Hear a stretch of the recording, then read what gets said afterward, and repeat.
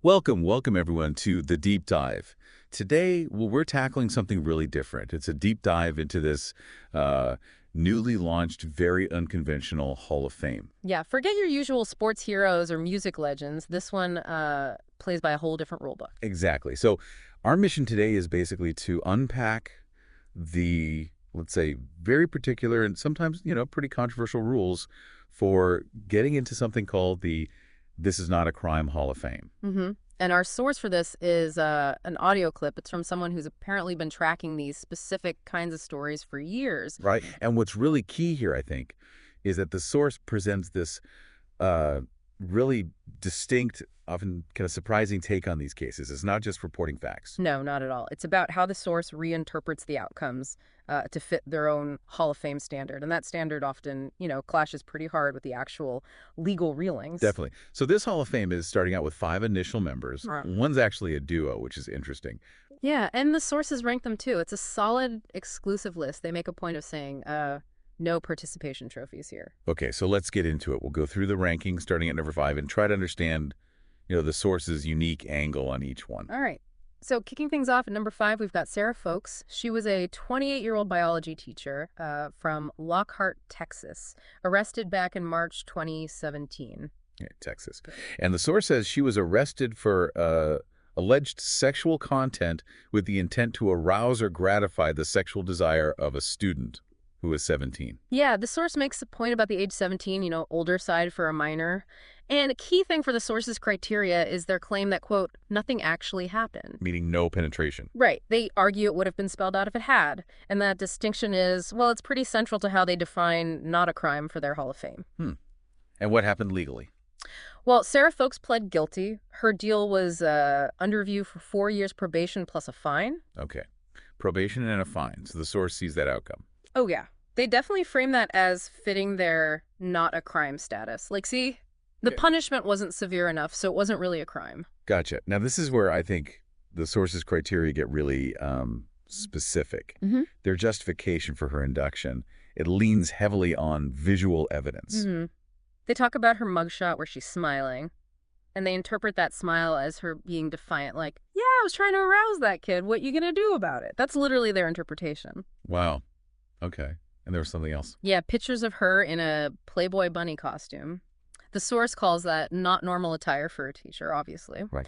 And then they assign her this really subjective, kind of crude metric they made up. They call it a very high yards per D average. Yards per D average. Okay. Moving on then. Number 4. Number 4 is Alexandria Vera, a 25-year-old English teacher, this time from Houston, Texas, arrested in 2016. Another Texas teacher. The source mentioned that, right? It seemed like a lot. Yeah, they kind of flagged that. Now, this case, according to the source, was particularly controversial. Alexandria was accused of a long-term relationship with a student.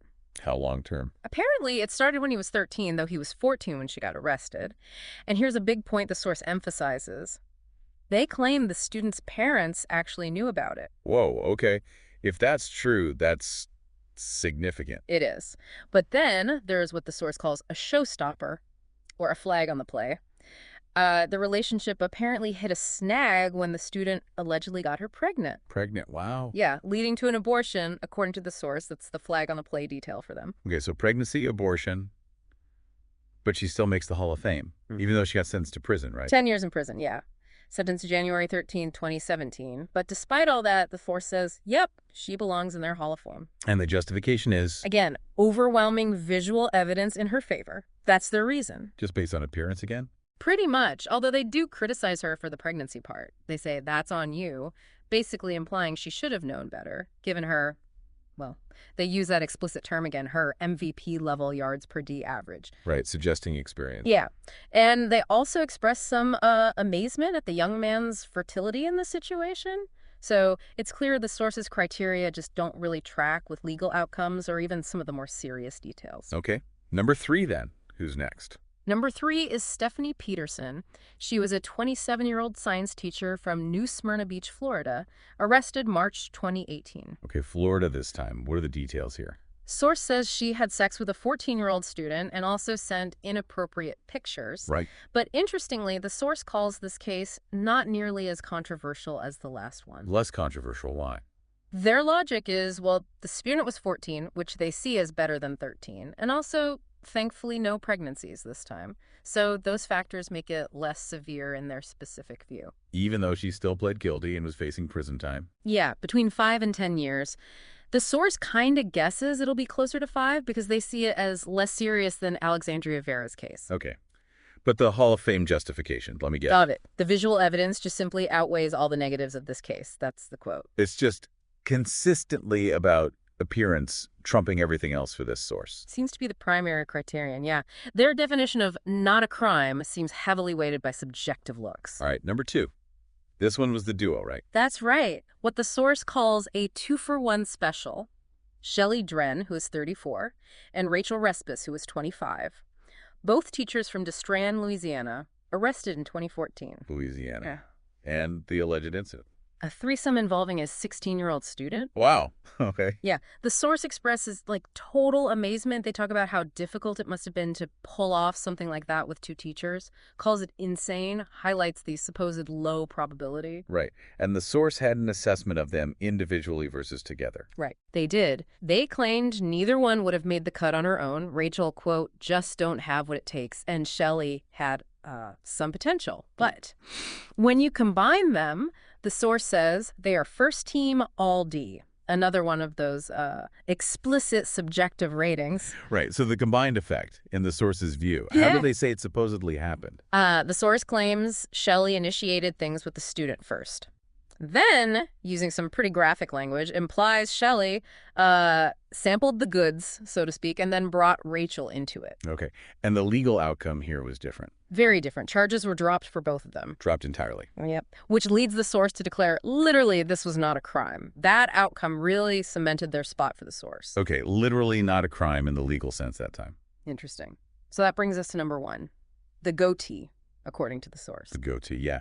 Greatest of all time for this particular Hall of Fame, that would be Haley Way, a 28-year-old math teacher, back to Texas Austin this time, arrested October 2015. And the source said this whole thing started because of her. Explicitly, yeah. This entire series started because of her. Okay. So what makes her the GOAT in their eyes? What are the details? Well, she was arrested for having sexual relationships with 2 17-year-old students. 2 students. Okay. The source calls it a 2-for-1 special of her own, but then uses more explicit terms, something like heavy on the D, light on the walls, heavy on the D, extra D involved. Right. Very graphic descriptions from the source. Mm-hmm. They also describe her as a gym rat and a hard worker, but again, it seems like they're using those terms in a clearly sexualized way.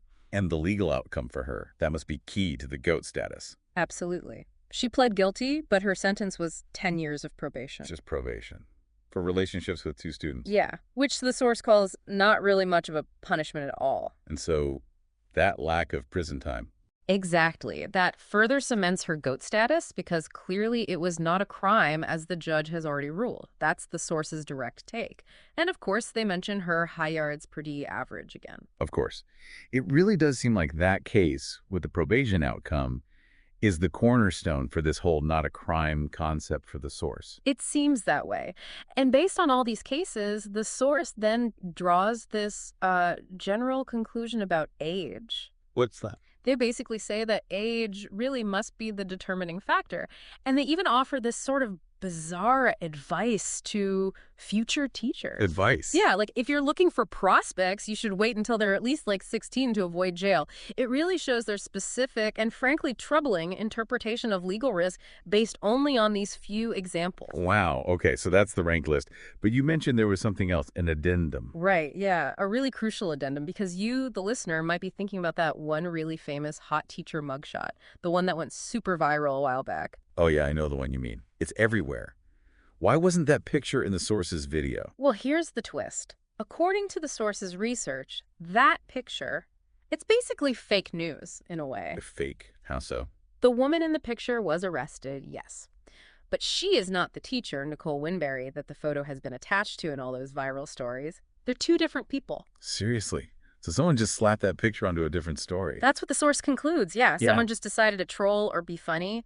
And the source actually says they found the real Nicole Winberry's picture. Darn. And, quote, clearly this changes up our Hall of Fame chances quite a bit. The real Nicole is not a Hall of Famer. Wow. So that iconic image that everyone associates with that kind of story is actually completely misleading. Pretty much, yeah. We've all apparently been kind of duped on that one specific image. Huh. Okay. Well, that wraps up this fascinating, sometimes pretty unsettling look at this is not a crime hall of fame. Yeah, it's definitely shown how this particular source uses a very specific, often, highly unconventional set of criteria, mostly visual, it seems, and interpretations, to decide what counts as not a crime for them, even when the law clearly disagrees. Right. It's this collection where, like you said, visual evidence and a very specific reading of events and outcomes were basically the main ticket into this strange hall of fame. Mm-hmm. So it leaves you thinking, doesn't it? Considering how this source defined crime or justice in such a unique and, let's be honest, pretty problematic way. What does that tell you about all the different ways people might try to define those concepts and maybe the dangers of interpretations that stray so far from, the actual letter of the law? Something to chew on.